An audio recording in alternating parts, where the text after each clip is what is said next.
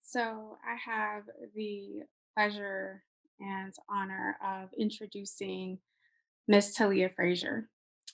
And Teleah is a Vance graduate and is currently a senior at UNC Chapel Hill, majoring in nursing.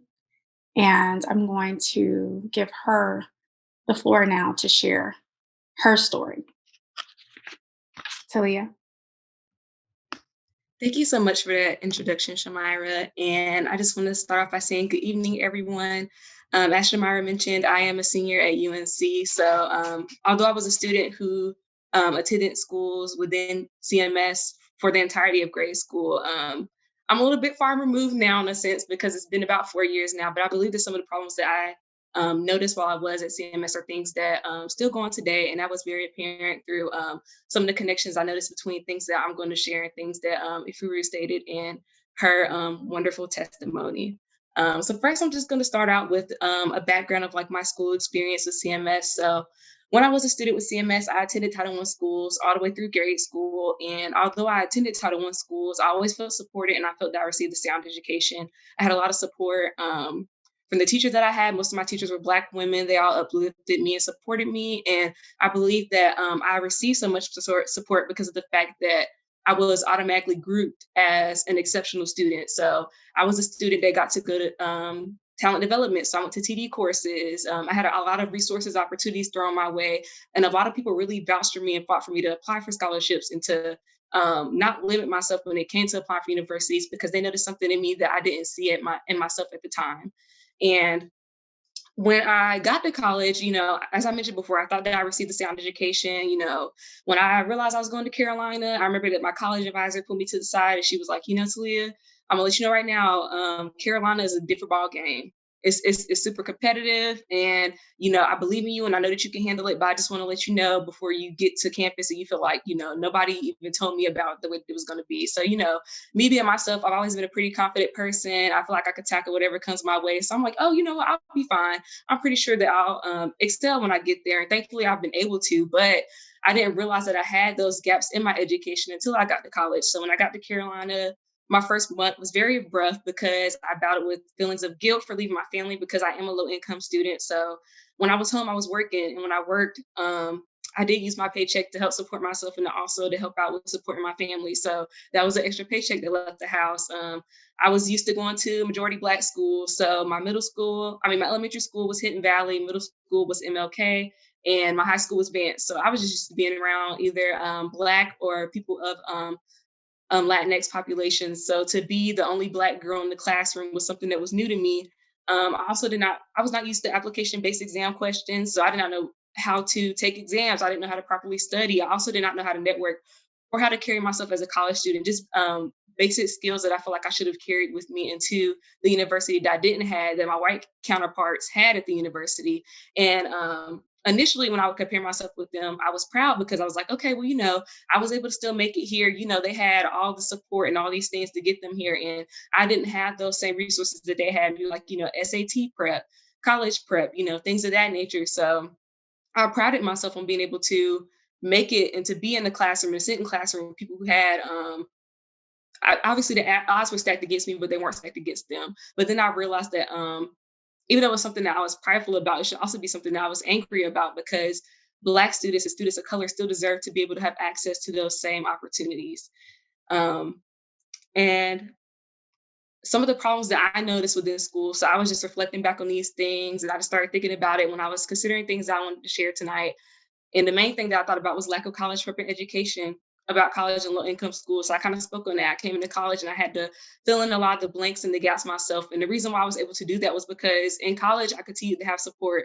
So I was able to meet college students and mentors that were able to support me.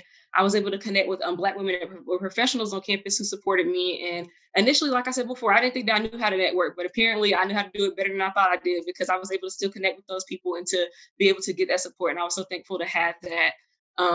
Another thing that I noticed when I was a student at CMS is other factors within the students' life. So finances, family dynamics and relationships, things of that nature were not always considered when disciplinary action was taken. So for example, I wore uniforms for the large majority of my grade school experience because Hidden Valley and MLK were both schools that had a uniform policy. And whenever you didn't show up to school with your uniform, you were either sent to ISS, and if you got sent to ISS a certain amount of times, and you were sent to OSS, so you were just sent out for out of school suspension. And a lot of people don't realize that many students didn't have uniforms because they probably didn't have the money to afford uniforms, or if their parents were struggling to make ends meet, maybe they didn't have water on to even wash the uniforms and rewear another uniform to school. So I feel like things of that nature also were not considered in the students' disciplinary action. And also, even professionals, we carry the things that we experience in our households and things that we experience at home. We carry that with us into the workplace, even though we try not to. We carry those things with us because they are things that continue to weigh on us and on our psyche as we continue to move through the day. And those are things that weigh on students' mind. You know, if a student wasn't able to get a meal before they came to school, if they weren't able to, be able to put clean clothes on their backs or wear the freshest shoes or have a nice pair of shoes to wear to school, and that's something that weighs on their mind as well. And that can also impact the way that they behave in school settings. And also, the other problem that I spoke on was just me being grouped as an exceptional student. I'm grateful that I had that support, and I'm grateful that people were able to see things in me that I didn't see in myself. But my peers were not grouped in that way. Some of them were either seen as people who were, just going to grow up and be thugs and stick to the street life, or people who just were going to, not even aim to go to college, just get a regular job to make ends meet. Some of us were considered people that would go to college. And I feel like that was very unfair because grades, test scores, and most importantly, skin tone shouldn't determine if a student is a bad student. And during the time we were grouped into those categories, that was a time where most of us didn't even know we wanted to go in life, didn't know we want to be. We were just kids going to school just because that was the thing that we were supposed to do. So to automatically group people at such a young age and to kind of form their childhood years and to form the way they grow within the school system, I feel like that's unfair to already set them up for failure. Um, and average students are still capable of doing good. And some students just need the extra support along the way. And thankfully, I had that support. And I always was grateful for the support, but I didn't realize how much I appreciated it until I got to college and I was alone. Because a lot of students from VITS did not get into UNC. I think that within my graduating class, maybe about three other students came to UNC. And if I were to count how many people are still here now, it's probably me and one other person. So the retention rate isn't that high for students who graduate from schools like Vance, and because it's hard to be able to be successful at a university because we are prepared for that. So that is just my testimony. And I still would love to answer some questions because I have some thoughts on some of those things as well. Thank you so much, Talia. Thank you. Thank you for sharing so honestly, so transparently, and authentically about your experience, but then not only your experience, but bringing along the experience of your peers. I think that's so important to show and really highlight the juxtaposition between where you were based on the category that you were placed in versus those who didn't get that. So thank you so much for that. I really honor and appreciate your bravery to share. I do have several questions for you. You talked about gaps in education pre college and how you felt like you were not prepared. Can you talk a little bit more about what you feel those gaps were, where they were?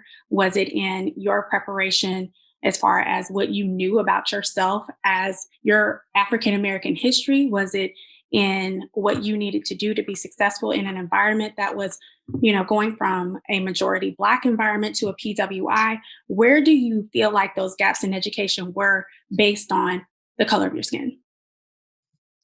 Yeah, thank you for that question. In regards to gaps, I would say that I feel that the biggest gap was in regards to academics. So um, for example, a lot of my white classmates were able to come in with AP credit. So, for example, I'm a nursing student, and I mentioned how I have to do an extra year now for nursing school because there were so many prereqs to fill out. Some of my classmates came in with those prereqs already done because they received AP credit for those prereqs. When I took my AP courses, I did well in the course, but when it came to the actual AP exam, I did not score well. I got either a 2 or a 1. And I think that for the AP exam, for you to actually get credit, you have to have like a 4 or 5, maybe a 3 5, somewhere in that range. So that's already putting people at a disadvantage whenever they step into a university setting because, it'll be so much easier if I come in with that credit and not have to worry about taking that course again when it's content that I know that I've already learned before, or when I know there's a certain major that I want to do and there's so many prereqs that I have to fulfill, which was the an issue with my case and not being able to do that. So I would say that one thing is just I wouldn't necessarily say the content taught in classes because I believe that we were probably able to receive the same content, but if there was more focus on the AP exam and preparing for that, and I feel like that would have been more beneficial. Um, SAT prep. My SAT scores were not that high. So I feel like the other aspects of my application really stood out for me. So I still had a good GPA. I still was super involved. Um, I had great essays. So I'm glad that those things were able to supplement for the fact that my SAT score wasn't as great. But for some people, who have to work a job to support their families. Like, I help to support my family as well. But some people, that's the only thing that they're able to do because they may have siblings that they have to take care of or things of that nature. So people who highly depend on making a good test score need that support and they need to be able to get tutoring for SAT prep so that they are able to get a good score to better their chances of getting into a good four-year universities or schools such as Carolina or things of that nature. In regards to my personal identity and being Black, I feel that more Black history could have been taught in schools. From my recollection of things that I've learned about Black history, it was mainly during Black History Month. That was when the main focus was on Black history. And there were a lot of things that I continue to learn now, even from sources like TikTok about Black history facts that I haven't even. Oh, congrats, for I'm sorry, I just saw the message pop up, but Black history facts that I wasn't even taught in school. So, for example, I didn't even learn about what was it, the riots in Oklahoma when they burnt down Black Wall Street. I didn't learn about that until I was a college student. I didn't even learn that when I was in high school. So um, I felt that I had a strong foundation with my Black identity because I grew up around so many Black people and because my parents also instilled that in me, being proud of being a Black person. So I didn't have any like identity crisis when I got to university. It was just that there were some aspects of Black history that I just did not know. Oh, thank you. Thank you so much for sharing that. I identify with that. I had to, being a graduate of North Meck myself, I didn't learn a lot about it and mostly learned about it in college. I feel like I had to pay to learn about my Black history. So thank you for sharing that. One of the other things and the themes that I'm hearing from you is there's kind of this dichotomy between the excessive discipline or lack of care in the education that you receive versus what might have been more a compassion based care or compassion based approach in your education while you were in school when you're talking about your peers and how they were approached with what they were dealing with and then still having to come to school. What do you feel like could have been done differently? And if you had the ability to say, hey, this is the way, this is the dream way to do it, what would you recommend? Mhm. So, as I mentioned, I was a low income student. And one of the things that my elementary school did was they would have this program where we would go to this place. I cannot remember the name of the location, but I believe it was AI. I can't remember what the AI stand for, but they would have a certain amount of students on a list that would go each year and they would provide uniforms for us. And so that was one thing that I thought was good. So I was able to get free uniforms in that way to be able to have things to wear to school. But of course, everyone wasn't granted that same opportunity. Um, so I guess more resources, I guess uniform drives possibly, or more ways to support families. I know that, for example, universities have been making a push to support students during COVID. So I've been one of the students who've been able to receive financial support during COVID. But the issue is that these financial issues have existed before COVID. It's just that now there's a pandemic, the government is being forced to actually begin to pay attention to those things when there are things that have existed since the beginning of time. So I would say uniform drives. If there were, I don't think that there would be a way to financially support families, but I think that school administrators should be more considerate of the financial standing of their students when it comes to discipline. So if it is a student that they don't really have a good situation at home, or that they may not have the money to afford a uniform, to probably step in and to try to say, okay, you know what, I'm not going to send this student to ISS, or I'm not going to give them OSS just because they aren't compliant to the policy because they aren't able to comply to the policy. Yes, I love that. Thank you so much. And I'm going to conclude with this question. You mentioned retention rate and prep. You mentioned when you got there, getting there was one thing, and there was a low percentage of students that actually made it to UNC, but then everybody's still not there. So you specifically mentioned retention rate and the preparation that could have gone into it in order for that retention rate to be higher. What do you think was missing, and what would you recommend be added to better increase the retention rate and preparation? Mhm. I think the biggest thing that should be added is teaching students how to network, because I believe that the reason why I have been able to be such a successful student at Carolina is because I knew how to I kind of self-taught myself how to network, but I wasn't afraid to actually advocate for myself and to step out there and to reach out to people when I knew that I needed help or when I knew that there were things that I wanted to go after. So I would say to teach students how to advocate for themselves in networking. So I guess those two things would go hand in hand. So yes, to be resourceful. Um, so because once I was able to, connect with those individuals and build those support systems, and I was able to create a support system for myself away from home. Because when you send students to college, no one is going to feel 100% prepared because college is just a whole nother ball game in general. But if you give them the basic understanding of learning how to be resourceful, then they'll be able to establish those things for themselves once they do get to university. So I think the main thing is being able to prepare them to build a support system and build up things for themselves once they get there instead of focusing so much because college is more than just academics. And I think that people sometimes they hammer so much of the academics into it that they forget that college also deals with well-being. There was times where I questioned my mental health when my mental state was not in a good where I did not have a good mental state while I was in university because college is just so draining, right? You have this competitive environment with being at a school like UNC. You have to deal with racial issues because I attended PWI. So students that choose to go to HBCUs, but even as an HBCU student, you still have to take in the racial issues of America. So dealing with, seeing Black people being killed by the police and things of that nature. So there's still a mental health aspect with students that attend HBCUs as well. Um, I lost my train of thought for a second. But basically, what I'm saying is you have to teach students to be resourceful because there are many things that they have to deal with while they're away from home that isn't just academics related. Thank you so much for that, and just for being so authentic and transparent and brave to speak your truth. What I hear you saying is that you recommend a holistic approach Mhm. to learning and not just focusing on one thing, but understanding that this is a whole person. Do you have any last words of wisdom that you would like to share before we close?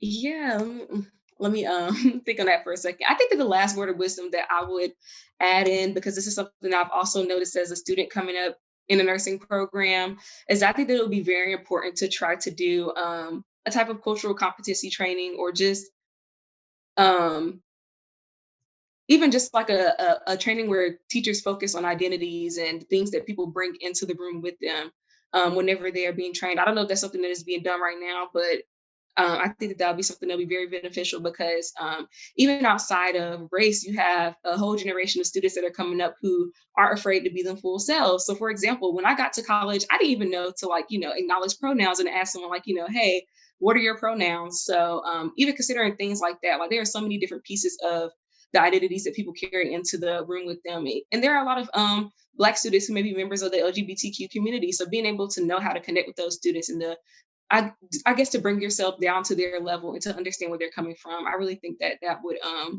improve the school system. Thank you so much, Talia, and thank you for your time this evening. I really appreciate you and honor you and celebrate you for being here and for being in your last year in the nursing program.